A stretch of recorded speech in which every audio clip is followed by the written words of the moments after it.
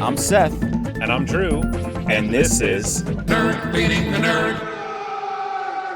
Well, hello, and welcome back to Nerd Leading the Nerd, where we talk about nonsense and play video games. Yeah, it's pretty awesome. We're playing Diddy Kong Racing. It looks like Drew has figured out that he needed to get a plane. We stumbled around in the dark a little bit in the last episode, but now he is flying. And this is where it's gonna be bad, dude. This is where I'm not gonna. This is the. What do you call those little drippy things in caves? Okay, I freaking love that you asked this question. Okay, they are called stalactites. Oh, okay, that's right. And the way that you can tell between a stalactite and a stalagmite is a stalactite. It has to hold on tight because it's in the air. A stalagmite crawls on the ground like a bug would or a mite would. Oh. So yeah, dude, it's in the names. Fun fact. Fun facts with Drew on lap 2. I was trying to think of your theme song. It'd be like, Drew the science guy. Drew. I think I'd be more like Beekman's World. the budget version of science where you question if things are actually science or if it's just, I don't know, some weird dude that's on mushrooms or something. Okay. Shout out to Beekman's World, though. I love that show. I'm going to be honest here, and I don't know. I don't know why my brain goes to everything I'm not supposed to say the second we start recording. And I don't even know if this is something you're not supposed to say, but I'm going to say it. My heart was broken when I first found out that Bill Nye was not actually a science guy. Like that he was more of an actor. I think he's an academic, but like he's not like I don't think he holds like any sort of scientific degrees or anything like that. But to me, he was the science guy. He was the ultimate science authority. And then it turned out that he wasn't. I don't know. I guess I imagined that he was like an actual scientist, and they just approached him like, "Hey, man, would you like to have this television show where you just teach all the stuff you are already teaching to kids?" I'm not. This is based off of nothing, but I do think that he was a smart guy. He was an academic, like you said, and maybe he didn't have like a degree in astrophysics or whatever, but I do think that it worked out. And plus, the best part about being a science guy who is charming and can be on TV, you have a full background of scientists that are helping you out, right? We weren't talking like heavy science, dude. We're talking grade school, middle school, high school science. We're talking like, here's how you build a volcano. You put baking soda and vinegar. Oh no. Are you being challenged by a triceratops? Yeah, dude. Tricera is going to top me. I will say this, though, about to use your catchphrase, Drew. I will say this. Bill Nye, the science guy, got me out of a lot of science class. Okay. Like when you walked in, there was nothing. I mean, there's tons of memes about this and stuff, but for the younger generation, when you walked in, and I don't know if they still experience this to this day. Maybe they do, just not this level of equipment. But when you walked into your classroom and there was that like big fat CRT TV on wheels with the VHS player, I made a mistake. You knew. I mean, you knew like it was going to be a good day. You're like, I'm about to get out of class. We're about to watch Bill Nye. Or what were some other shows? We watched Bill Nye. We watched we're about to lose, bro. I know, dude. I got to get to the top of this. I got to run it up that hill. Running to the road.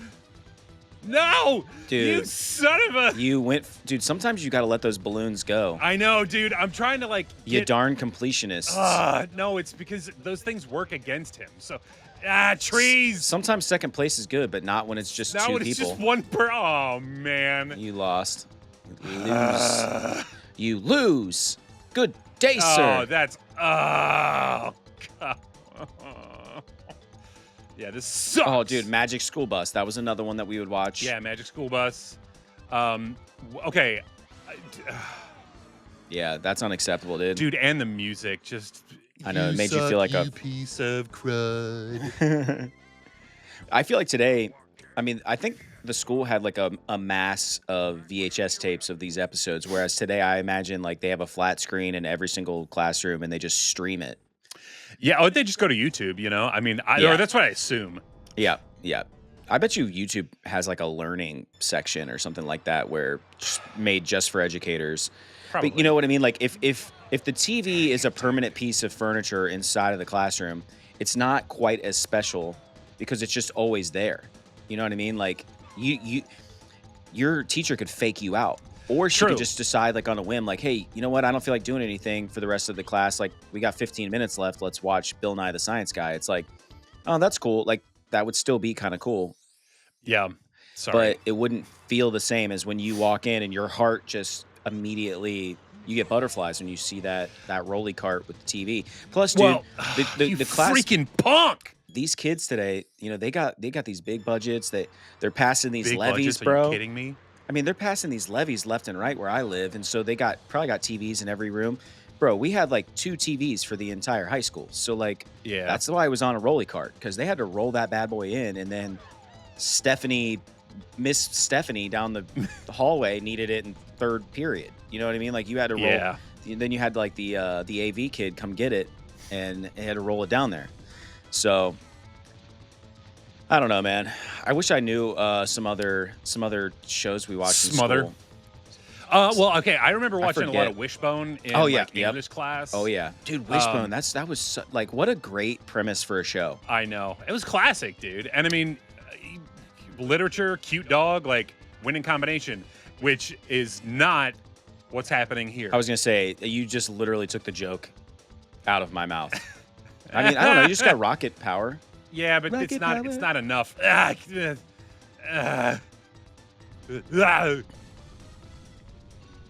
Get it, King? Frick. Nope. Wow. Well, it's not a homing one. You got to get 2 balloons for a homing missile. Drew, didn't you know that you're supposed to set the game to easy mode before we record? This is whatever standard mode is, all right? I just can't. Oh, son of no. Dude, I'm playing Mafia right now, like the original Mafia. I think maybe I mentioned this on another episode, but what I didn't mention is like when you first boot that game up, it's like, okay, there's several different modes. It's like default is like whatever it's called, but then there is literally an easy mode, and I set it to easy mode, and I'm happy that I did because I'm enjoying the story and it's really fun. But there are times when I like, you know, I just run into this building and like light everybody up with my Tommy gun, and then I beat it first try. I'm like, but again, dude, there's so many games to play. It's like I don't have time to replay these like shootout missions over and over again until I like beat it, because I've got like a backlog of all these games. So like I don't mind playing in easy mode just to get through the storyline and enjoy the game as much as I can, and then move on to the next, you know, like dude, same. I just started playing this game because social media made me do it. Called Zenless Zone Zero, or it's like 3 Z's or whatever in the name. And honestly, dude, like there was a moment where they're like, do you want combat mode or do you want regular mode? And I was like, is there a trophy tied to combat mode? Because if that's the case, then yeah, I'll struggle through it. But no, man, like freaking make it easy, dude. That's what I want. Dude, I started playing Astrobot, but not the paid version, the one that you get for free with your PlayStation. Dang my God, dude. I know, he was nipping in my heels, bro. It's literally the one I could have been playing for as long as I've owned a PlayStation, never played it, downloaded it per your suggestion. And there's like, that is a robust free game. Like there's a lot of levels. There's a lot of playtime to be had with that free version. It may make me buy the full version, but it's just like, I didn't even realize that Sony made games like that. It's very lighthearted. It's like super, like, I don't want to say easy, but it's like, it's a puzzle game. And it's just, it reminds me of something Nintendo would have made. Yeah. Dude, there's a lot of people out there that are like, they're going, I want a frickin' 3D Mario game because this playing Astrobot made me want Mario. Yeah, dude. Yeah, what do you think about that new? I've done zero research, but they've been plugging it hard because they're like, we know you will give Nintendo your money. Yeah. That new like Mario and Luigi Brothers game. They look kind of transparent. I don't know what the shtick is on it, but I don't know what to think. I was super skeptical of Mario Wonder, and it was freaking awesome. So, well, the brother, I'm the whole like that it's brotherhood thing. Like I'm, not that there's anything wrong with being brothers, but Nice. I think, Oh my God, you dude. fart. I think it's one of those where like you're gonna have to like switch between characters. I think it's best for two people. I think that is Couch where, co-op. Yeah, dude. I think that's where this game lies, and I think that's great. I think that, dude. Oh man, like this. I think they'll let you catch him. Are you there. freaking There you go. kidding Yeah, me? I knew they were gonna let you do that. Oh yeah, I love it. That's one thing that our friendship is missing is like we live so far away. We don't get to experience those couch co-ops. And that's sad, dude. I mean, a couple times a year we get to get together. Now, as much as I'm not made for these times and my heart still lies in the 90s, there are a lot of advantages to today, and we're experiencing it right now. Like, we are literally playing video games over the internet together. Yeah. You know what I mean? Like, I guess that was kind of like, you could kind of do that, like maybe in like 1999 or something. It was like really early, really terrible, but you certainly weren't seeing each other. Yeah. Not even sure if you could talk to each other yet. Then maybe you could. I remember like PlayStation 2, you had to buy like the little modem that like plugged into the back. And well, okay, you did have like an earpiece. Fun fact. Another fun fact with Drew while he's playing racing games. So, dang it. The Nintendo Dreamcast was actually the first gaming system to have like a hardwired modem or whatever. Like there were modem things for other gaming consoles because I think they kind of knew like the internet is going to be a factor, you know, and that's great, dude. Like I think that's awesome. But I played for the 18 months when it was available. I was on whatever the Nintendo Dreamcast internet was, and I played video games with strangers on the internet, probably folks in Japan, because I don't know if anybody in the States was rocking a Dreamcast proudly like I was. But yeah, man, it was not great though. Like there wasn't the chat feature sucked. And if you didn't have a headset, you didn't have a microphone, then you were just screwed, dude. Two things. I remember, I know you do too, where you finally got a high-speed internet connection, like which the school for me was the first place I experienced that. Like you just hopped on the computer, you double-clicked on Internet Explorer, and you were on the internet. It was like crazy. But at home, it was like beep, beep, beep, beep, beep, beep, beep, beep. Oh yeah, good old dial-up. I signed up for AOL like 1,000 times to get it for free. Because they had those discs that they like mailed you.